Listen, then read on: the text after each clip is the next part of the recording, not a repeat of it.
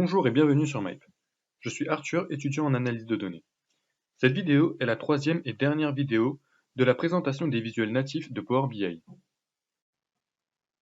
Dans cette vidéo, on verra l'indicateur de performance clé, le segment, le visuel table, la matrice, l'élément visuel de script R, le visuel Python, l'influenceur clé, l'arborescence de décomposition, et enfin le visuel questions et réponses.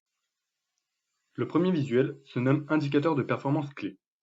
Pour ce visuel, j'ai utilisé deux bases de données. Tesla 2018, qui correspond aux informations de l'année 2018 pour l'entreprise Tesla, et Tesla 2019, qui correspond aux informations de l'année 2019, encore une fois pour l'entreprise Tesla. J'ai mis dans le champ indicateur la moyenne de la colonne volume du jeu de données Tesla 2019, dans le champ axe de la tendance la colonne date, et enfin, dans objectif de la cible, la moyenne de volume de Tesla 2018. Ce visuel permet de comparer en pourcentage deux colonnes. J'ai donc comparé dans mon exemple la moyenne de la colonne volume sur l'année 2018 et 2019. Le visuel segment est énormément utilisé pour créer des rapports sur Power BI. Il agit comme un filtre sur le rapport. Dans le champ des valeurs, j'ai mis la colonne décennie.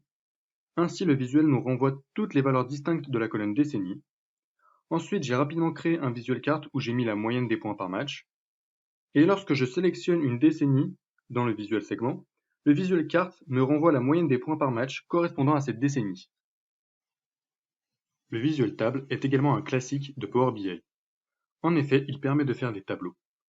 Dans le champ des valeurs, j'ai mis la colonne poste et la colonne de la moyenne de la taille des joueurs. Pour chaque poste, je vois la moyenne de la taille des joueurs. Le visuel matrice repose sur le même principe que le visuel table. Le changement de ce visuel est que l'on peut mettre les lignes, les colonnes et les valeurs de la matrice. Ainsi, pour les lignes, j'ai mis les valeurs de la colonne poste, donc les trois postes. Pour les colonnes, j'ai mis les valeurs de la colonne décennie, et pour les valeurs, j'ai mis la moyenne de la taille. J'ai donc la moyenne de la taille des joueurs pour chaque décennie et pour chaque poste. Les prochains visuels sont les visuels R et Python. Dans ces deux visuels, il faut coder dans le langage approprié.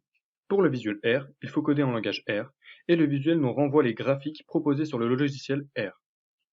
Pour mon exemple, j'ai tout simplement fait un plot de la colonne points par match et games. Pour le visuel Python, c'est exactement le même principe.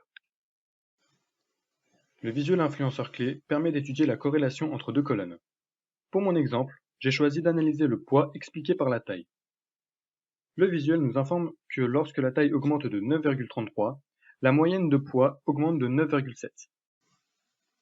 Le visuel arborescence de décomposition permet, comme son nom l'indique, de décomposer une colonne à partir d'une autre colonne.